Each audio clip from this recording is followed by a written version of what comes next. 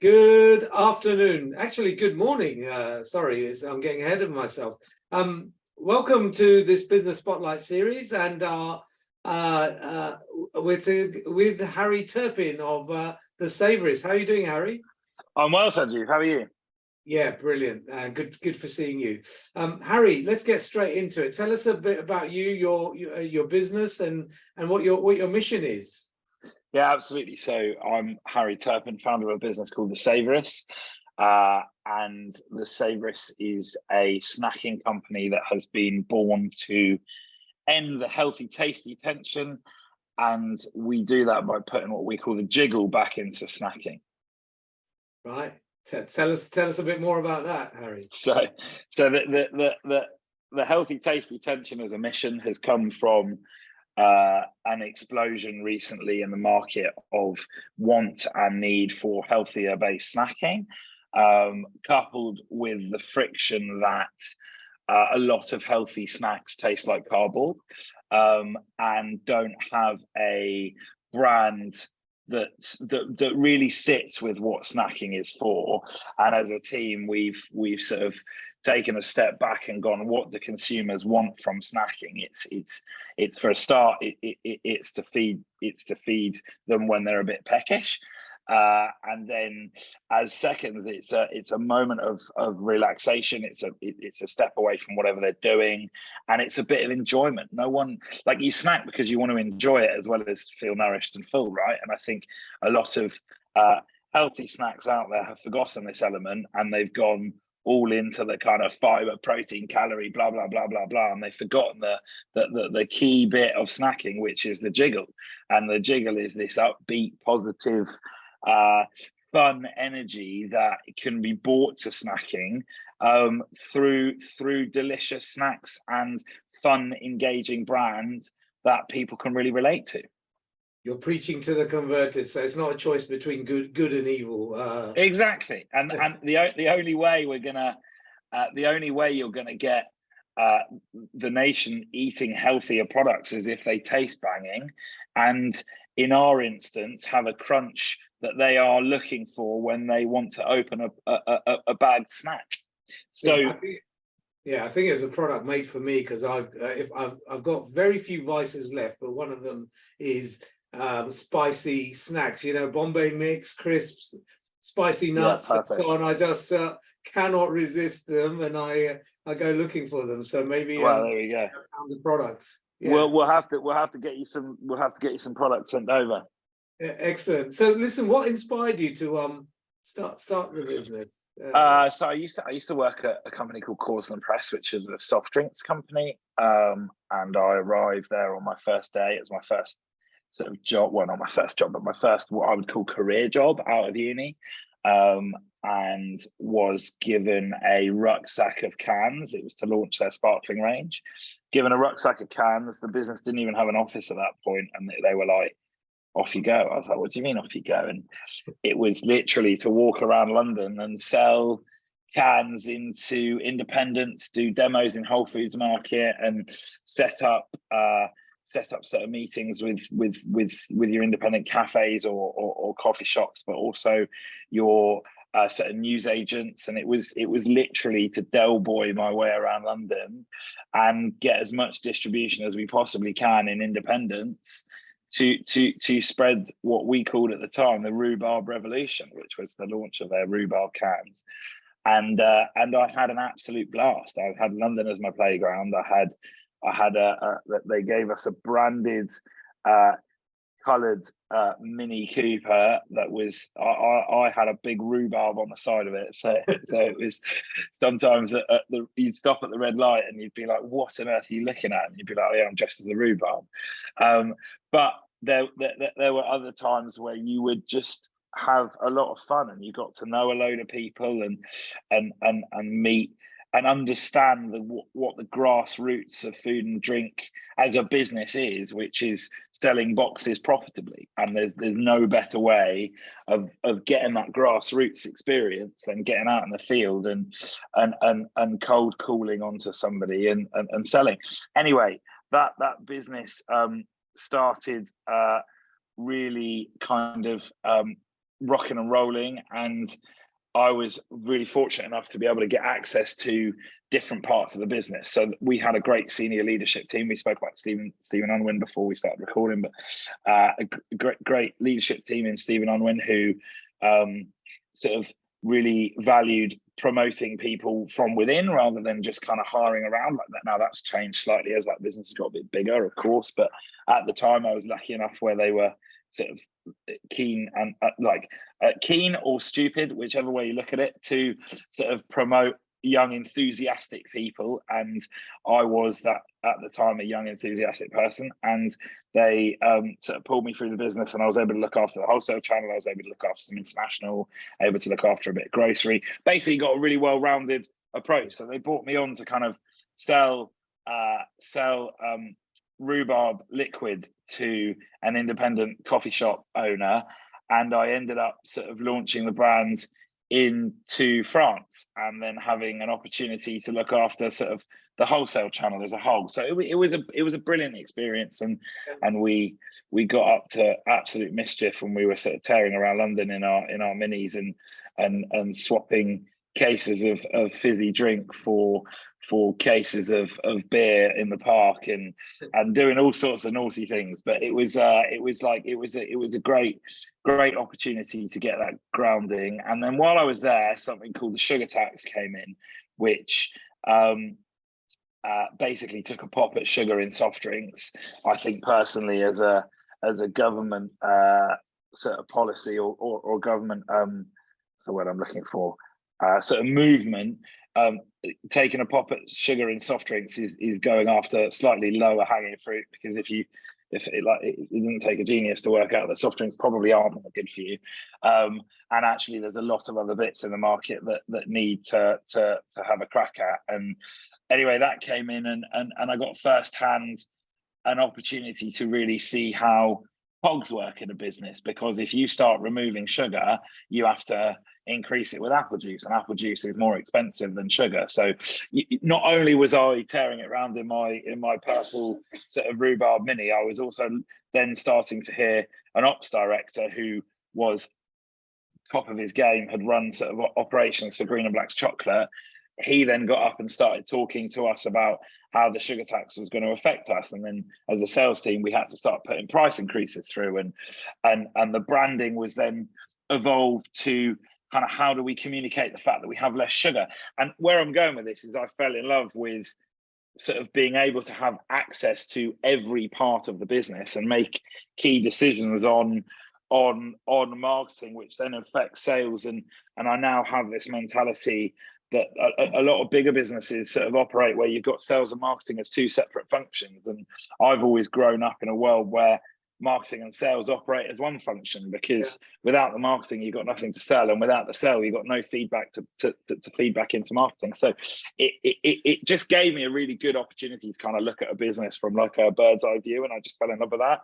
Then coupled with like, there's clearly going to be some other government crackdowns on healthy food, and as a nation we're incredibly obese, and we need to do something about that. And how do we do something about that? It's you got to feed the peckish, because that's what they want, and then you got to get the peckish to get their jiggle on, and end the healthy tasty tension. So that's kind of where it all came about, really. And the mission is something that we want to do as a mass market level. So I want someone from any walk of life to be able to afford our snacks, which obviously that then comes into, because as a challenger brand, we don't have the volumes to get our pricing where we really want them to be right now, and therefore our retail price needs to be to come down and sit at an accessible price point, so that when we say we're here to end the healthy tasty tension, we're doing it at a mass market level, and we're not just doing it in Whole Foods in central London, if that makes sense.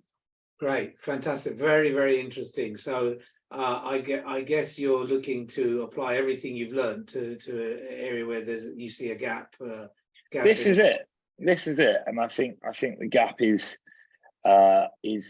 certainly in food and drink is closing due to the macro sort of economic climate at the moment. But I think it's also a really exciting place to be, because we have a really clear and succinct mission to what we are trying to achieve. And actually, when you have that, it suddenly becomes slightly less about our product is absolutely delicious. They're called crunchets. They're made from edamame, black beans, and puff rice. They're bundled together and they're seasoned with Thai chili, sizzling barbecue, and sticky teriyaki.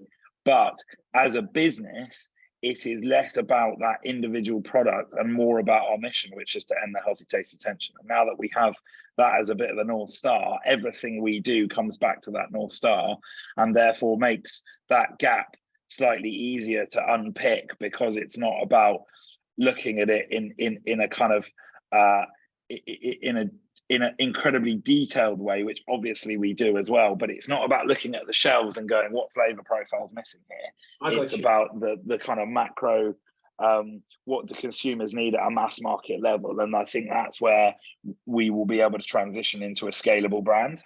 Exciting mission. So you're almost becoming a category, or looking to become a category maker. Yeah, 100%. Yeah, absolutely. Okay, so what's business been like for you in the 4 years you've been in there? Oh, it's been amazing. I mean, I say amazing as in like not. It hasn't been amazing in terms of wow, we're killing it, because that's not the reality, is it? But I think I love it from a perspective of what we're doing. We've been on a bit of a journey where the product that we have now wasn't the product that we launched.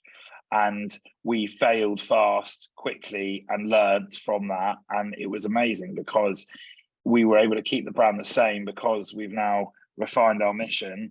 And basically, we learned from our consumers in those first year or so that what we were doing as a business was correct. The product that we were doing it with was not.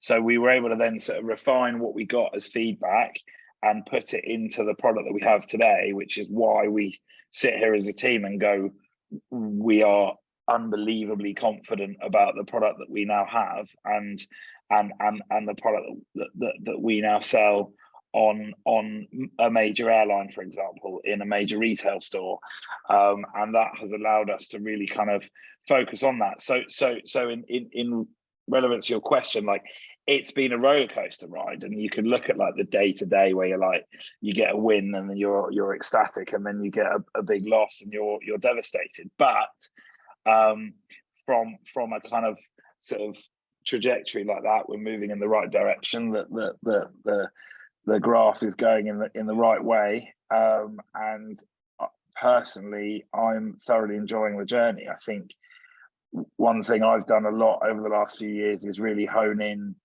on what I want to achieve from this business. And what I mean by that is, a lot of people set up, including myself, for financial gain. Of course, that is the end goal at some point, but it's really trying to work out from a mental health perspective what we're trying to do. And that is the key part to our mission, is put the jiggle back into snacking. And that's because we sell snack products, but really it's about making sure that we keep our jiggle through life. And that's about, for me personally with the business, it's about learning, and not even learning because it's something that comes naturally, to just love the journey. Because if there's an end goal, there's never going to be that kind of big firework moment of wow, yeah, it's great. It's about just enjoying that. And of course, if at some point there's some form of end to this business, that there will be something else after that will wake up the next day and the sun will rise, etc., etc. So it really, in answer to your question, it's been about sort of enjoying that journey, and there's been ups and downs, and the business has grown substantially, and we're in a really good place now with a great team, and I'm really excited for sort of the year ahead. Yeah, well, that's very refreshing to hear, because quite often you find people are kind of working to the destination, but forgetting to have fun along the way, and getting lost in or trapped in the grind. And I think, to be honest with you, that a lot of what was really helpful in our journey, which a lot of people would probably look at and go, oh, was that helpful, or was that not a bad thing? But the fact that we launched a product that didn't work and forced us to pivot, forced us to slow down a little bit and go, well, this is really fun. We've been there where it's been, to be completely honest, and excuse my language, like really shit. And and you just get a no's the whole time. And then suddenly when you start getting yeses, because you've really like done what we should have done at the very beginning, which we didn't do, we just did slightly later, is what is our mission? What are our core values? What are we trying to achieve from this business? And the team is aligned from a brand perspective, but also from a sort of mission perspective. I've then learned to just love the journey, because it starts to become really enjoyable, because you've had the shitty times and now we're in the good times, and it's about sort of enjoying those moments, knowing that there probably will be some shitty times around the corner, but as long as on a macro level the business is moving in the right direction, that's all that really matters. Brilliant. So apart from the product which you spoke about, are there any other particular challenges you can share with us? What one or two things, and what yeah, I think what very specific to the business is the climate that we're in at the moment. I came off a call with a supermarket who I won't name, but that we are launching with later on this year, but that we've had sort of a lot of things moved around by them from a timeline perspective, because we were in a world a couple of years ago where challenger brands, certainly in food and drink, were getting the airtime, and it was very exciting. Suddenly when inflation hits and consumers aren't buying enough from a volume perspective, it's quite tricky. We're in a macro climate where at supermarket level, grocery level, consumers, the volume is down year on year, but the value is up. But the only reason the value is up is because of price increases. So if you were to sort of net that out, like the volume's down, therefore when inflation levels out, probably next year, we will be down from an economic perspective, because the volume hasn't grown, because people have had to tighten their purses. So when you look as a challenger brand, when you look from a grocery perspective and you look at someone buying product, they go, well, I've got 30 brands in my category. 9 of those brands are delivering 80%, 90% of this volume. That volume is down year on year, but the cash is up. They then go, well, I've got 20, 25, 30 other customers that are then suppliers that are then doing 10% of the volume. I mean, the obvious thing to do there is just cull your tail and kind of focus on the high volume products to try and get that volume back in growth, to then add challenger brands in. So that kind of gives you like quite a big challenge at the moment, where I'm trying to convince buyers and supermarkets that we will perform on volume and on value, because we offer something incremental as a product and as a brand, rather than just kind of selling the dream from a startup perspective, if that makes sense. The landscape is very different to what it was 3-4 years ago, probably 5 years ago. Yeah, very good. I get that. And what about those are market challenges? What about personal challenges as a business owner, entrepreneur? So I've just become a father in December, which has been the most amazing thing. But having I run a mental health podcast as well called Untold, which is all about how founders sort of deal with the stress of running a business, and the tonic of have on mental health. It's called Untold, and it's a podcast. Got a new series that's launching next week. But so we speak about quite a lot of this in that as well. But it is the hardest thing, I think, is finding a way to switch off and celebrate the good times, but also make sure that you have times with family and that are genuine sort of moments where where I'm holding my daughter and spending time with her. I'm not holding my daughter but thinking about something that isn't to do with her, if that makes sense. And I think that's probably the biggest challenge I will always face, is how I sort of move into that fear and not just sort of be a dad in inverted commas, like actually just be present in what's going on. I find that quite difficult, and I'm still sort of working out my pathway to that, be that through exercise, be that through walking the dog, be that through meditation. Like, I haven't quite nailed it. I don't think I ever will 100% nail it, but we're getting closer to that day by day. But that I think is probably the biggest personal challenge. Yeah, the juggle alongside the jiggle. Yeah, that's it. Yeah, absolutely relatable. There's a headline there, isn't there? Turn the juggle into the jiggle. No, totally relatable. All the business owners I work with, that's probably the biggest challenge, right? Time to look after all of your interests and keeping it in balance and not getting. Yeah. Excellent. All right. So what do you think are the keys to your success going forward, Harry? You know, you got big ambition. What are the keys? I think the biggest key is to keep jiggling. I think it's the key to everything from our perspective that is going to unlock success.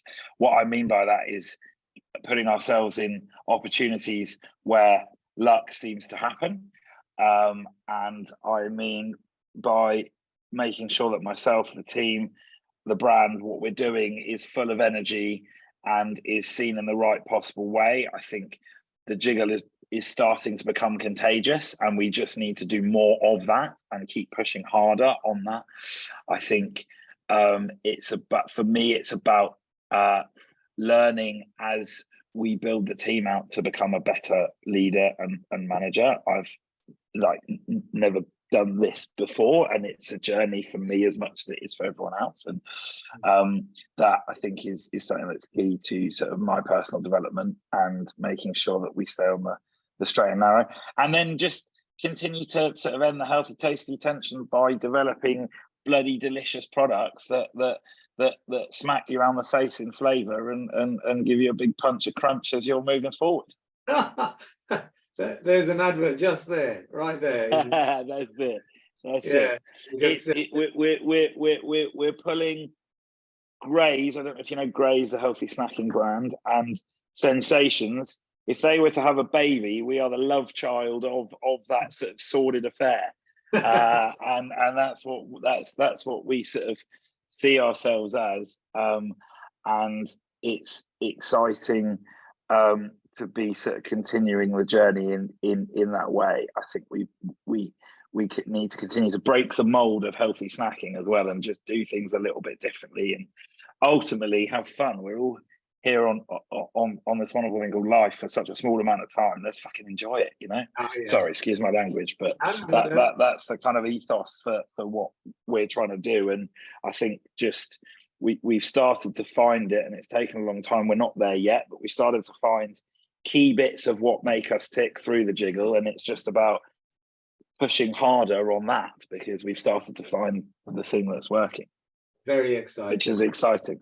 Yeah, very exciting. Fantastic. As we wrap up this conversation, Harry, what advice, what words of wisdom have you got for both the entrepreneur kind of at the start of their growth journey, or stuck in their growth journey, as well as your advice to your younger self? Maybe a couple of thoughts on that. Well, bloody hell. I think something that I come back to quite a lot is just one foot in front of the other, which is key to, I think, when I look back in our journey, is just keeping things simple and going, rather than, it's like bite size. When we're at school, you sort of learn your GCSEs in bite size, and at the time you're like, what does bite size mean? And now I understand completely, because it is, if you want to climb Everest, i.e. sell your business, you're not going to get there by just going from zero to climbing, to forget have the big audacious massive goal in the background, but work out what needs to happen tomorrow, or break down why does that happen. So that would be one thing, just sort of getting on with the individual tasks, because a lot of individual tasks make, how many bricks does it take to make a house? One step is a brick, right? And then the other thing, which took me quite a while, but I think we've got there, is to just take a step back and sort of constantly check in with A, yourself, but B, what it is you're trying to achieve from what you're doing. And once that is there, you can make sure that you stay on the right sort of straight and narrow, rather than sort of wiggly paths that don't really lead anywhere. Beautiful. fantastic. Does that answer the question? I don't know. It's quite a waffly way of answering it. It does. No, there's great advice in that. You know, get to Everest by getting to base camp first, and That's it. Having some perspective, some reflection on what's going well, what's not going well. So fantastic advice. Listen, it's been such an enjoyable conversation. You're a fantastic storyteller, clearly enjoying what you do hugely. It's an inspiration. Thank you very much, Harry. Thank you so much for having me on. That's very, very kind.